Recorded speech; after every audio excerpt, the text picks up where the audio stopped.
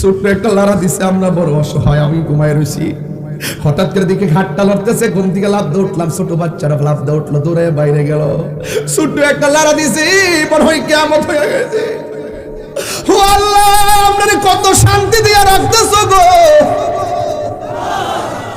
মনে হয় বুঝি আমাদের কোন কর্মের কারণে মাঝে মাঝে লড়া দাও।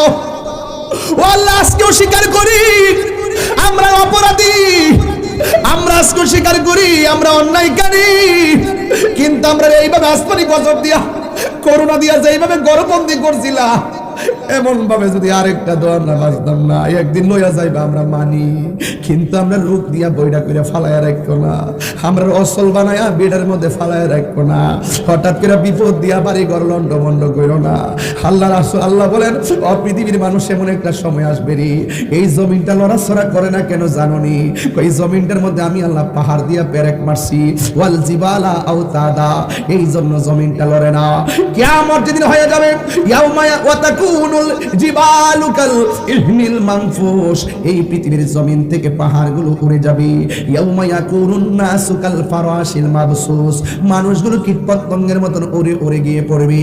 নোয়াপাড়ার মানুষটা মাধবপুর গিয়ে ছিটকে পড়বে, নোয়াপাড়ার মানুষটা উইরা যায় ইন্ডিয়া পড়বে, ইটাকলার মানুষ গিয়ে সুনামগঞ্জ পড়বে। কথার কথা বলছি, এইভাবে যখন আকাশটা এমন ভাবে পাহাড়গুলো উড়ে যাবে, হঠাৎ করে মানুষগুলা ফরিং এর মতন উড়তে থাকবে, মা থেকে সন্তান হারিয়ে যাবে।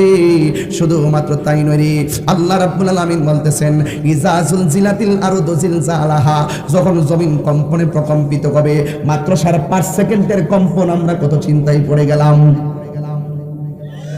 মাত্র 5 সেকেন্ডের কম্পন আমরা চিন্তায় পড়ে গেলাম।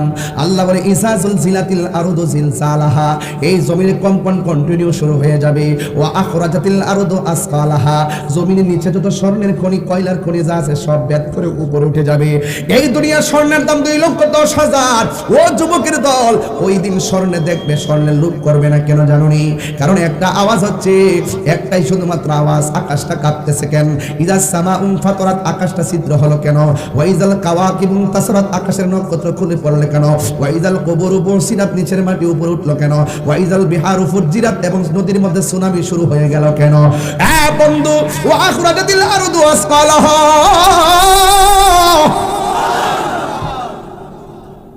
হায়রে ওয়া ক্বালাল ইনসানু মা লাহা, মানুষ বলবে কি হইল, কি হইল? আমার নবী বলে, এমন একটা জালজালা শুরু হবে, 3 মাসের বাচ্চা ডেলিভারি হইয়া রক্তাক্ত হইয়া নিচে পড়ে যাবে, 6 মাসের বাচ্চা ডেলিভারি হইয়া নিচে পড়ে যাবে, 8 মাসের বাচ্চা ডেলিভারি হইয়া নিচে পড়ে যাবে। মানুষ বলবে, ওয়া ক্বালাল ইনসানু মা লাহা, ওয়াকালাল ইনসানু মা লাহা, কি হইল, কি হইল?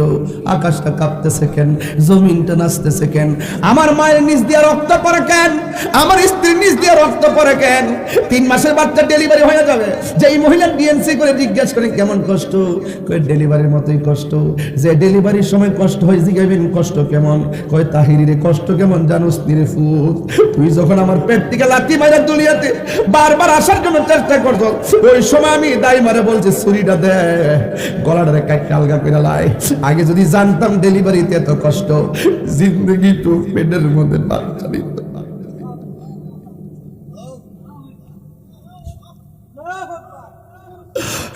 এখানে যেগুলো পুরুষ আছেন সব মারে লাইতে লাইতে দুনিয়াতে আইছে, ঠিক কিনা কথা কেন? মারে কষ্ট দিয়ে বেহুশ করে ফেলাইছি, মা কইছে ছুরি দে, ছুরি দে।